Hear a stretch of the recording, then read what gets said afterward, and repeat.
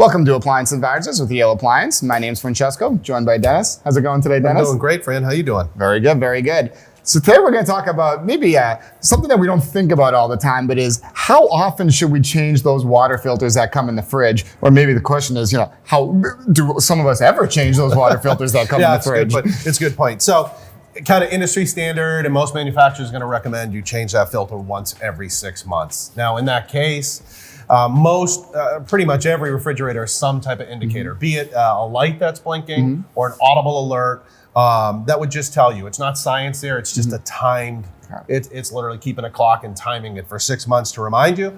And at that point there, you just manually reset the timer and off you go for it. Hopefully change your fridge filter and off you go for another 6 months. So that's kind of the deal. 6 months. So that kind of answers the question on time. I guess the bigger question would be, do these filters in a refrigerator actually work? So that is a loaded question and a good question. Actually, it's a great question, but one that you'll have to listen to another episode that we're going to put out there. Do refrigerator water filters actually work? I like it. Listen to the next podcast and maybe you'll find out that answer. I like it. Big market teases here. So join in for the next time. We hope you enjoyed this episode. If you have any questions, comments, please leave those below. And as always, if you could like and subscribe, we'll see you next time.